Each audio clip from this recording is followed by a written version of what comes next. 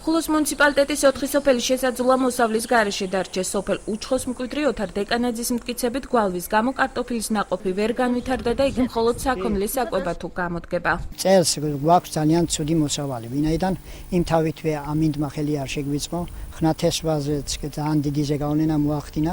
და ეხლა ესე იგი სიცხეებმა იგი იქნა ძალიან შებოჭა ეს მოსავალი და წელს ძალიან ცუდ მოსავალს ველოდებით. და რაც შეეხება იმას, რომ ჩვენ ვერ გავიტანთ ბაზარზე, ასე თუ წავიდა, ვერ გავიტანთ ვერაფერს ბაზარზე გასაყიდად. დეკანაშვილებში მცხოვრები ქონიაძეების 6 წევრიანი ოჯახის შემოსავლის წყარო პენსია და ბოსტნეულია.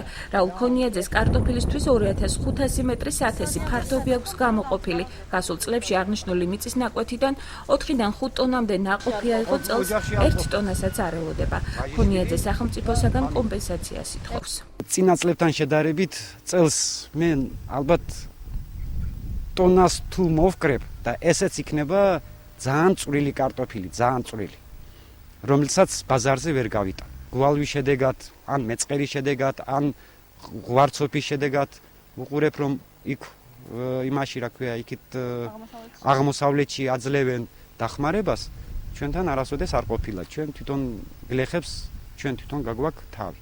ხულოს გამგებლის მოვალეობის შემსრულებელი აცხადებს, რომ უჩხოს ვაშლოვნის, ოქროაშვილებისა და დეკანაშვილების პრობლემა მისთვის უცნობია. თამაზ აბაშიძე ფიქრობს, რომ დაზარალებულებმა პირველ ეტაპზე აგროსერვის ცენტრის მუნიციპალიტეტის ორგანიზაციას უნდა მიმართონ. იმ შემთხვევაში, თუ კარტოფილის ვეგეტაციის შეწყვეტის პროცესი ბუნებრივი პირობები ან შესაწამლი შხამ ქიმიკატებია, სტიქიის შედეგად დაზარალებულთა კომისია კომპენსაციაზე იმსჯელებს. აგროსერვის ცენტრი აღნიშნულ საკითხის ირგვლივ იმსჯელებს პირველ რიგში იმსჯელებს თუ დაავადება გაუჩნდება მცენარეს შესაბამისი შხამქიმიკატებით დაეხმარებიან მდგომარეობას გამოასწორებენ თუ ვერ იქნა გამოსწორებული და თქვათ სტიქი არის სტიქიას თავის სტატუსი აქვს და შესაბამისი კომისია არსებობს. ხულოში მცხოვრებლები აცხადებენ, რომ გვალვების გამო წელს კარტოფილის მოსავლის 90% უვარგისი იქნება. მიიღებენ თუ არა დაზარალებული გლეხები კომპენსაციას, ამ ეტაპზე გაურკვეველია.